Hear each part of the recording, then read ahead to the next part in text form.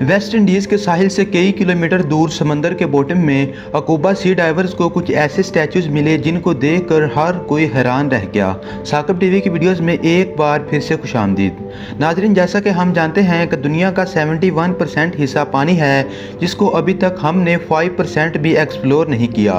Oceans के अंदर ऐसी ऐसी मखलूक भी मौजूद हैं जिनको आज तक इंसान ने नहीं देखा, और इनमें कुछ ऐसे राज भी छुपे हैं जिनको हज़ारों साल पहले दुनिया में रहने वाले इंसान छोड़ गए थे। कभी रिसर्च वर्क का बहाना तो कभी सी एडवेंचर का। ये राज एक एक करके खुलते जा रहे हैं। आज आप जानेंगे 8 ऐसी चीज़ें जो डीप सी डाइवर्स को समंदर के बॉटम से मिली। नंबर 8, जब ये दुनिया बनी थी तब से लेकर अभी तक जितनी भी कौमें यहाँ रहती थीं, समंदर उनके बेशुमार राज छुपाए हुए है। इटली के करीब समंदर के बॉटम से डीप सी डाइवर्स को पुराने ज़माने में इस्तेमाल होने वाली दवाइयाँ मिली।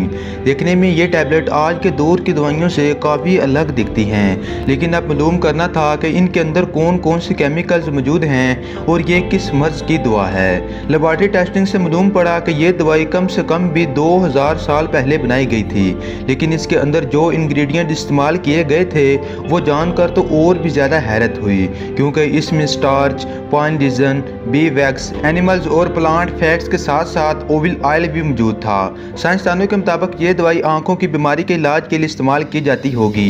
ये दवाई एक छोटे टिन में अच्छी तरह प्रिजर्व थी और देखने में ऐसा लगता है कि ये दवाइयाँ हाथों से बनाई गई होंगी, क्योंकि जिस स्पॉट से ये दवाइयाँ मिली थीं वहाँ से थोड़ा ही दूर एक क्रैश्ड रोमन शिप भी डिस्कवर हुआ था, जिसमें से काफ़ी मेडिकल इक्विपमेंट भी मिला था। इसलिए रिसर्चर्स का मानना है कि शायद 2000 साल पहले इस रोमन शिप में कोई डॉक्टर भी मौजूद होगा। यकीनन उस ज़माने में भी मेडिकल साइंस काफ़ी ज़्यादा जानदार थी।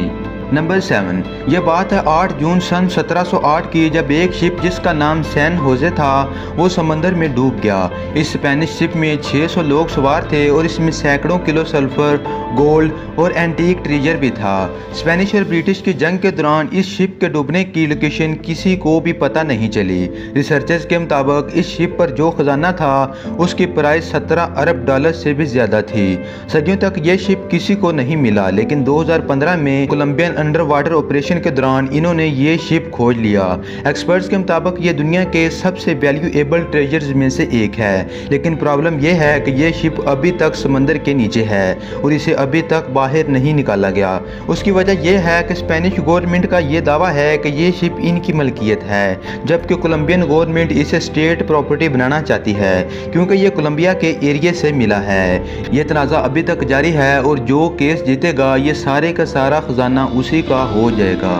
नंबर 6, अमेरिका में फ्लोरिडा के बीचेस बहुत मशहूर हैं, जहां पानी के साथ साथ अक्सर शीश सेल्स, क्रेब्स और मुख्तलिफ समुद्री मखलूक भी तैर कर साहिल पर आती है। लेकिन अक्टूबर 2012 में पोम्पानो ब्रिज पर मौजूद लोग तब हैरान परेशान हो गए जब उनको समंदर के साहिल पर एक बहुत बड़ी आँख मिली।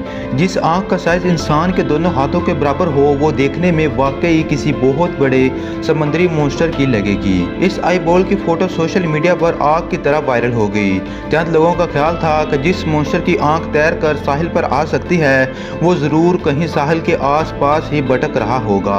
इस खौफ की वजह से लोगों ने फ्लोरिडा के बीचेस पर जाना ही कम कर दिया। लेकिन जब ये आंख वाइल्ड लाइफ के डिपार्टमेंट में भेजी गई तो वहाँ कई एक्सपेरिमेंट्स और रिसर्चेस के बाद ये मालूम पड़ा कि ये आंख किसी मॉन्स्टर जायंट की नहीं बल्कि एक नॉर्मल स्वॉर्ड फिश की है, जिसको किसी मछेरे ने पकड़कर उसकी आंख निकाल कर वहीं समंदर में फेंक दी होगी और उस मछली को ले गया होगा। Number 5, SS दिसथैलेगोम। नाज़रीन, SS दिसथैलेगोम ब्रिटिश आर्मी का एक आर्म शिप था जिसे 1940 में बनाया गया था। इस शिप को बनाने का मकसद था कि हथियार और मिलिट्री व्हीकल को ब्रिटिश से अरब ममालिक में लाया जा सके।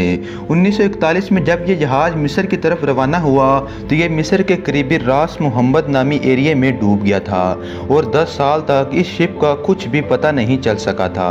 लेकिन फिर 1952 में इसे एक फ्रेंच एक्सप्लोरर ने खोज निकाला। हैरानगी की बात यह थी कि जब ये शिप मिला तो ये वेल प्रिजर्व था। इसके अंदर सारा सामान वैसे ही पड़ा था जैसे 10 साल पहले लोड करके वहां से भेजा गया था। इस शिप में military vehicles, motorcycles, jeeps, trucks, guns और इवन के रेडियो इक्विपमेंट भी मौजूद थी। फिलहाल मिस्र के अंदर ये जगह एक टूरिस्ट अट्रैक्शन है। ये शिप और इसका सारा सामान अभी भी समंदर की तह में ही मौजूद है और स्कूबा डाइवर्स दुनिया भर से इसे देखने के लिए आते हैं। इवन के नेशनल जियोग्राफिक ने इस फेमस शिप पर डॉक्यूमेंट्री भी बनाई है। क्योंकि शिप में मौजूद कोई भी चीज़ इस वक्त काम की नहीं है, तो इसलिए अभी तक इसे वहीं का वहीं ही छोड़ा हुआ है ताकि लोग इस जगह पर विज़िट करें और खूब इंजॉय कर सकें। नंबर 4, ये बात है 2001 की, जब चाइना की फोर्जन लेक के करीब आर्कियोलॉजिस्ट एंशिएंट एटम्स की खोज कर रहे थे। इसी खोज के दौरान कुछ लोग डाइविंग करने के लिए चले गए। इस लेक में इनको कुछ अजीबोगरीब स्कल्पचर्स देखने को मिले। पहले तो इन्हें समझ ही नहीं आया कि ये आखिर है क्या, मगर जब प्रोफेशनल डाइवर्स के साथ इनकी तस्दीक की गई तो एक्सपर्ट्स को वहाँ एक पूरा शहर मिला। ये शहर दियान किंगडम था, जो कि 1750 साल पहले जहाँ आबाद हुआ करता था। आर्कियोलॉजिस्ट को वहाँ गलियां, दीवारें, रहने के मकामात और बहुत कुछ मिला। इन सब को मिलाकर पता चला कि इधर पूरे का पूरा शहर ही पानी में मौजूद है और ये 5.6 स्क्वायर किलोमीटर्स पर फैला हुआ है। बहुत सी थ्योरीज के मुताबिक ये पूरे का पूरा शहर ज़मीन समेत इस पानी में स्लाइड होकर डूब गया था और इस हज़ारों साल पुराने शहर के निशानात अभी भी बाकी हैं। नंबर 3, अंडर वाटर स्पोर्ट में समुद्री दुनिया देखना वाकई में एक दिलचस्प काम है, लेकिन इस एडवेंचर के दौरान किसी के सामने अचानक से ये स्टैचूज आ जाएं तो कैसा होगा।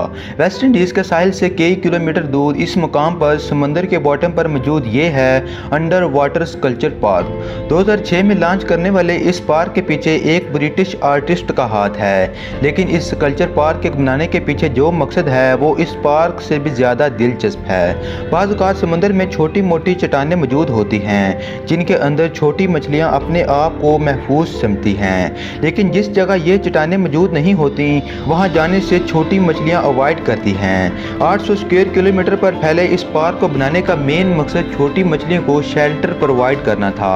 इस आर्टिस्ट का कहना है कि इस पार्क को बनाने के बाद लाखों मछलियों ने इस जगह का रुख किया और उनको इस जगह पनाह मिली।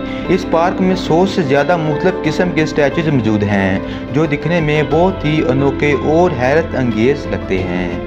नंबर 2, आप सबने इजिप्ट की बहुत सी डॉक्यूमेंट्री वीडियोस देखी होंगी। जब भी कोई मिस्र का नाम लेता है तो जहन में पिरामिड्स या फिर स्फिंक्स का ही ख्याल आता है।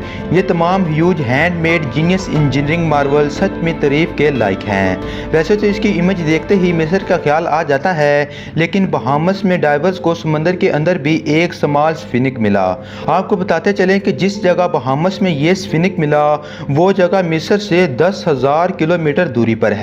पहले तो सबको लगा कि ये कोई कॉपी है जिसे किसी आर्टिस्ट ने बनाया होगा, लेकिन जब एंटीक स्पेशलिस्ट ने इसको चेक किया तो मालूम हुआ कि ये 2500 साल पुराना है।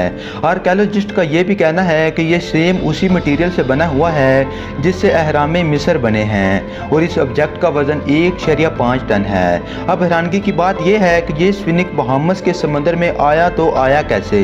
इस बात की खोज लगाने के लिए कई रिसर्चर्स और एंशिएंट आर्कियोलॉजिस्ट ने कई सालों तक रिसर्च की, मगर इस स्फिंक्स का बहामस के समंदर में पहुंचने का राज आज तक कोई भी नहीं जान पाया। Number 1, frilled shark. Frilled shark समंदर के बॉटम में रहने वाली एक ऐसी मखलूक है जो दिखने में दिलचस्प लगने के साथ साथ इंतहाई खौफनाक भी लगती है। फ्रिल्ड शार्क की बॉडी का कुछ हिस्सा डायनासोर जैसा है जबकि कुछ हिस्सा सांप जैसा दिखता है। इसका मुंह दिखता तो सांप जैसा है, मगर इसके मुंह में दांत भी होते हैं और वो भी पूरे 300। जी हाँ, इसके 300 दांतों की डायरेक्शन अंदर की तरफ होती है। इस क्रिएचर की लंबाई 6 फीट तक बताई जाती है और इसका शिकार करने का अंदाज सांप जैसा होता है। फ्राइड शार्क अपनी बॉडी के आधे साइज का शिकार भी एक ही वक्त में निगल सकता है। इसके दांतों की डायरेक्शन की वजह से अगर कोई भी चीज इसके मुंह में चली गई तो इसका वापस आना इम्पॉसिबल होता है। साल 2007 में जापान के एक मछेरे ने फिशिंग के दौरान पहली बार ऐसे क्रिएचर को पकड़ा। वाइल्ड लाइफ के अदारे ने इस क्रिएचर को पकड़कर इसको सी वाटर पूल में डाला जहां इसकी पहली बार वीडियो बनाई गई। उनका कहना था कि समुद्र में 1 किलोमीटर नीचे रहने वाला ये क्रिएचर शायद बीमार था, इसी वजह से ये समंदर की ऊपरली सतह पर आ गया होगा, वरना ये तो 1 किलोमीटर समुद्र के नीचे वाले हिस्से में ही देखने को मिलता है। उम्मीद करता हूँ कि साकिब टीवी की आज की वीडियो भी आप भरपूर लाइक और शेयर करेंगे। आपके प्यार भरे कमेंट्स का बेहद शुक्रिया। मिलते हैं अगली इंटरेस्टिंग और शानदार वीडियो में।